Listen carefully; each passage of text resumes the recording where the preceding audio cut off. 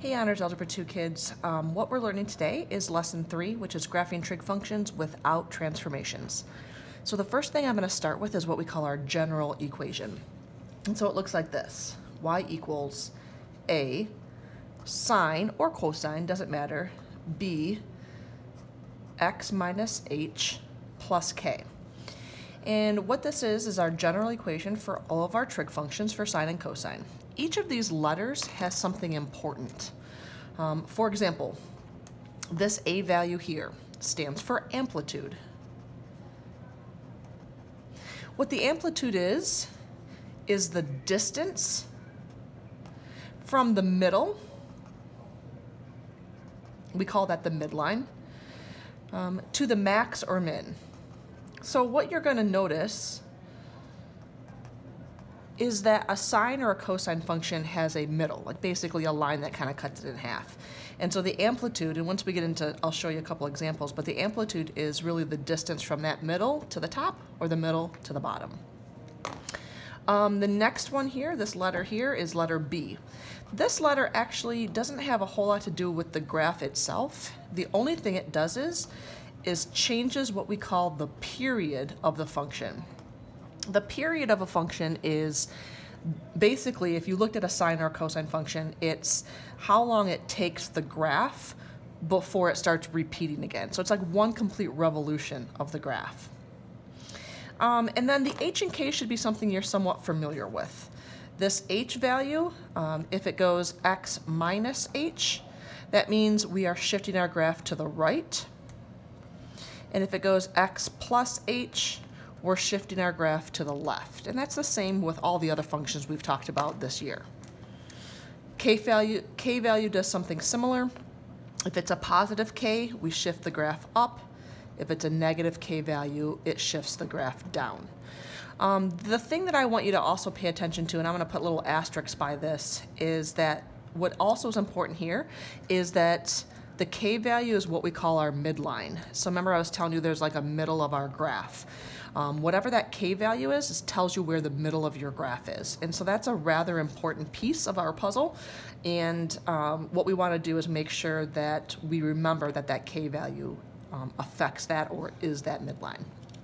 All right, if you have looked on your graphing calculators, you might have noticed that a sine or a cosine function, a sine function does something like this. It's a big wave, basically. It goes forever, kind of goes from top to bottom. So there's a middle of our graph, so you can kind of have like a, almost symmetric, but it's kind of like going backwards. But there's definitely a max and there's definitely a min. If you were to graph a cosine function, they're going to look really, really similar. A cosine function will do something like this. And so what a cosine function does is it's going to look like a same kind of a wave, except it's not starting at the same spot as a sine function. So basically what we notice about a sine and cosine function is that they go on forever. They have kind of a top and a bottom. They're all kind of like smushed in between. And they repeat. So they have kind of like this pattern going on. When we talk about the period of a function, what I was referring to was one complete revolution. So if we look at this part of our graph right here, notice that from here, it goes up to a max, back down, kind of down to that middle point, down to a min, then back where we started. And at this point, it kind of repeats that pattern over and over and over again. One revolution, like this right here, we call that one period of our function. And that's one pattern of our graph. And I'll talk a little bit more about that when we get into actually graphing it. Okay, let's go ahead and talk about how to graph a function. So I'm going to start with something pretty basic. I'm going to start with y equals sine of x. And on this function, what we're going to look at, I'm going to follow 5 steps when we graph this function. So step 1 is we're going to find the period. And I encourage you to write these down and follow these steps anytime you're graphing. So in order to find the period of your function, we're going to use an equation. And the equation looks like this. It's 2 pi over the absolute value of b. And most of the time, b is already a positive number, but a lot of times, if it's not, you just obviously make it positive. So if you remember from our general equation, I'll go back to our general equation. B, that's this value right here, is the number being multiplied to x. So if you look at our example here, this is example 1. If we look at this example, the number being multiplied by x is 1. So this is our b value. So if we plug 1 in for b, I get 2 pi divided by 1, which gives me 2 pi. And so what you're going to notice here is this is going to be the period of our function. Step 2, so once we know that, our second step is to use this period to make an x-axis scale. So what I mean by that is we're going to draw just a grid. You don't even have to use graph paper on this. We're going to always start at 0, and then whatever we figured out to be our period is I'm going to make some distance here and kind of mark off that space. So this means that one complete revolution of our graph is going to fit between here and 2 pi, so from 0 to 2 pi. So you don't want to make the 2 pi like real close, because otherwise you have to have your graph kind of scrunched in there. So give yourself some room. How you get the other numbers, that we call these the 5 key points. So how you get those other numbers is if you start at 0 and the period is 2 pi, you find the halfway point. So halfway between 0 and 2 pi is pi. And then you find the quarter, or half of the half, which is pi over 2. And then now you know that you're counting by pi over 2 here, so you should notice that that's 3 pi over 2. These numbers should look fairly familiar to you. Those are those quadrantals when we talked about the unit circle. All right, once you've got your x-axis labeled, our step 3 is to find your midline. So remember, if you remember what I said earlier, your midline is your k value. So if we go back up to our example, our k value is always what's being added onto the end or subtracted at the end of our graph. And so what's being added or subtracted to sine or cosine. So in this case, nothing is. So our midline is 0. So what I do is I always use a dashed line, and I'm going to put a horizontal line at 0. So my midline, my k value is 0. That's where my midline is. All right, step 4. What you're going to do is you're going to find the amplitude. And what the amplitude does is it tells us we're going to use the amplitude to get our max and to get our min. And so this is how it works. Once you know where your midline is, your amplitude, remember, is that a value. That's that number being multiplied by sine or cosine. So whatever this number is, in our example, it's 1. You go 1 space up from the midline on your y-axis and 1 space down. So I'm just going to mark this as 1 and this is -1. So remember, we're doing that wave, and there's a top and a bottom. So this is kind of where the top is going to be, that's our max, and this is where the bottom is going to be, and that's our min. So you use your amplitude to get your max and your min. So this distance in here is called your amplitude. That distance in here is called your amplitude. It's the distance from your midline to your max or your midline to your min. Next step is to graph any shifts. So this would be if you have an h or a k. We are not going to actually graph any functions today with an h or k shift. We'll save that for the next lesson, so we can kind of skip that for now. And last but not least, what we're going to do is we're going to follow the pattern. And so what I mean by that is we're going to follow the sine or the cosine pattern. So a sine function has a specific pattern, a cosine function has a specific pattern. So for the sine function, the pattern goes like this. The first point, you're only going to graph 5 points. The first point is always at the midline. So because we didn't shift it anything left or right, we're going to start right here at our origin, which happens to be right here at the midline. So our first point, the first dot I put is at our midline. The next point I do, which is going to be here at pi over 2, I'm going to put at our max. The next point I put is back at our midline. So here's the first point, max. Now I go to the midline again. The next point is going to be at our minimum. And if you can kind of follow the pattern here, you kind of know that it's a wave. The last point is going to be at our midline. So the pattern for a sine function goes midline max, midline min, midline. And you just have to remember what the graph should look like. It's a curve, so don't use like sharp, it's not linear here. And it goes on forever, which means it's going to continue, this wave is going to go on forever. we normally only have you graph one period of your function, and so therefore, we just kind of assume that it kind of goes on. All right, that is graphing a basic sine function. I want to show you how this relates also back to the unit circle. I just want you to remember our equation is y equals sine of x, right?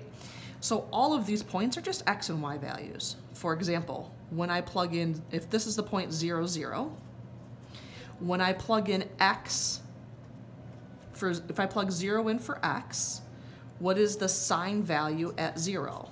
Well, if you remember, your sine value at 0 is 0, right? That's your y value.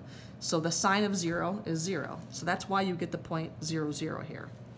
The next point, which is pi over 2, 1, that means if I used my equation and I plugged in pi over 2 for my x value, that's basically asking you what's the sine value, or the sine of pi over 2. Remember, pi over 2 is your 90-degree angle, and sine is y.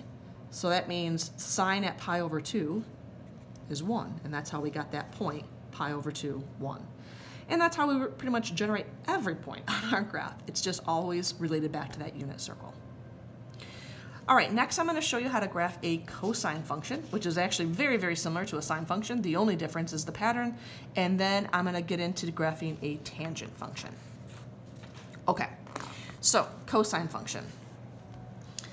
So our cosine function, everything is done the exact same way. The only difference is that we follow a different pattern when we finally draw our final points. I'm going to change a couple things here. I'm going to add a 2 in front of the cosine, and I'm going to add a pi in front of the x. So what I did here is I added, this is our a value, and this is our b value. So what I did is I just changed my a and b value. All right, let's graph this. So remember, we're going to still follow these 5 same steps when graphing a cosine function as well. So the first thing I'm going to do is find the period, label my x-axis, find the midline, use the amplitude to get the min and max, shift it if I was going to shift it, and then follow the pattern. So let's follow those same steps. So step 1, find the period. So remember, the formula for period is 2 pi over b. This time our b value is pi. So 2 pi over pi, pi's cancel, I get 2. So the period of this function is 2. So there's a little misconception that the period has to be like something to do with a pi value. Doesn't have. All right, we're going to label our axes. So I'm going to start at 0. Because my period is 2, I'm just going to pick a distance here and label that 2. So again, that's the distance kind of from start to finish of one revolution of your graph. I'm going to cut it in half, cut it in half again, which means it's going to be a half here, and this is 1.5. So those are the 5 key points of my function. If you look back at those steps, the next thing we're going to do is find our midline. So remember, your midline is your k value. Since there is no k value, we are going to use, let me get a different color here, we're going to use 0, 0, or right at that line y equals 0. That's our midline. All right, next, find your amplitude. So our a value is our amplitude. In this particular example, our amplitude is 2. So what that means, as I go from the midline, I go count up 2 and count down 2. So again, the kind of the max to the min. And then if there were any shifts, which there aren't, we would graph them now. And then the last thing we do is for cosine functions, we follow the cosine pattern. So let me give you the cosine pattern. The only difference between a sine and a cosine pattern is where we start. So remember, sine started right here at that midline, went up to a max, midline, min, midline. Cosine starts up at a max. So it starts right here at the max. So instead of starting at a midline, it starts at a max. The next point it's at its midline, then a min, then a midline, then a max. Let me draw in the graph here. Again, make sure you remember that this is the max, so it has to curve around. So if you're writing down the pattern, it goes max, then midline, down to a minimum, back to a midline, and then up finally to a max. And that's one complete revolution.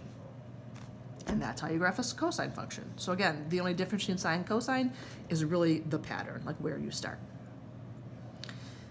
Okay, last but not least, I'm going to graph tangent. Now, tangent functions are a little funkier looking. If you were to go on your calculator and graph a tangent function, you might see something like this. Looks a lot different than a cosine and a sine graph. And so what a tangent does not follow the same rules as a sine or a cosine function. So we're going to graph kind of a basic tangent function. So y equals tangent of x. The steps are pretty similar when graphing a tangent function. There's only some small minor changes. So the changes that we need is, number one, we're still going to find the period of our function, but this time the formula for the period changes. Instead of being 2 pi over b, the formula is pi over b. So remember, your b value is this number right in front of here. So that's your b value, and this number out in front is your a value. So in this example, since our b value is 1, the period of this graph is going to be pi. Okay. Also on a tangent function, we kind of graph it a little bit differently. We always kind of center it around the origin. So what I do is I take the period, which is pi, and I cut it in half. And so from the origin, I go half a pi to the right and half a period to the right and half a period to the left. So this is going to be pi over 2, and this is going to be negative pi over 2. What this means is that the distance from here to here is 1 period. So that's 1 revolution of my graph. It's going to give me one of those little lines, basically. Now, if you remember what happens at tangent of pi over 2, or tangent of negative pi over 2, remember, tangent pi over 2 is 90 degrees. So tangent would be y divided by x. What happens when we do y divided by x? We get something that's undefined. Remember what we talked about in class. When algebraically we get something that's undefined, when we look at it graphically, that means we have an asymptote. So at these 2 spots are always going to be my asymptotes. And so I'm going to use that dashed line to kind of show that. So whatever your period is, you take half of it to the right of the origin, to the left of the origin, and that's going to be your, those are going to be your asymptotes. All right, the sine function doesn't really have a whole lot of other stuff going on with it, which is kind of nice. You're going to, once you've got the period figured out and so forth, you're going to find the amplitude. Unlike a sine and cosine graph, there is no max or min. Remember, a tangent function is going to go on forever, vertically and horizontal, or vertically, I should say. So the amplitude here, which is 1, all we really do is we use that to kind of as a way to kind of gauge our graph.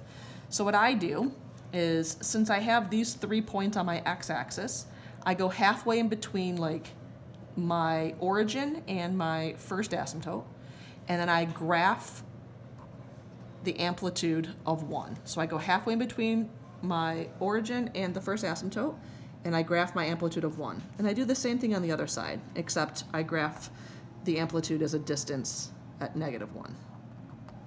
So what this does is it gives me a couple other points to graph on my tangent function. And then the only other thing you have to do is you draw in your graph.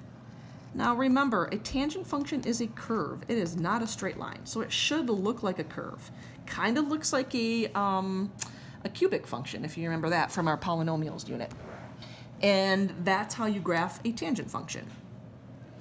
The only difference between how you would graph a tangent function that had some other stuff here, I'll give you one quick example. If I had,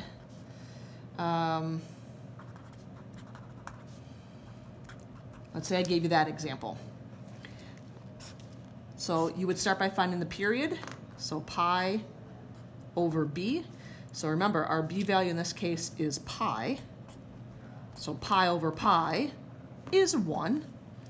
And so what we do is we go, here's our origin. If our period is 1, I go half to the right and half to the left. And that's going to be my those are going to be my asymptotes. And then the only thing this 3 does is when I graph my next point, I go halfway in between my origin and my asymptote, and I go up 3. So 1, 2, 3. It's going to make my point here, and then halfway in between here I go down 3. So 1, 2, 3. So the only thing that it really does is it makes my graph a little steeper. It's going to look a little less like a cube function and more like a linear looking graph. That's the only difference between graphing a tangent function that has an amplitude of 1 versus an amplitude of 3. Likewise, also if we change the b value for the period. Okay, good luck. Try some of the practice. Feel free to watch this video as many times as you need, and let me know. Email me if you have any questions. All right, thanks guys. Bye.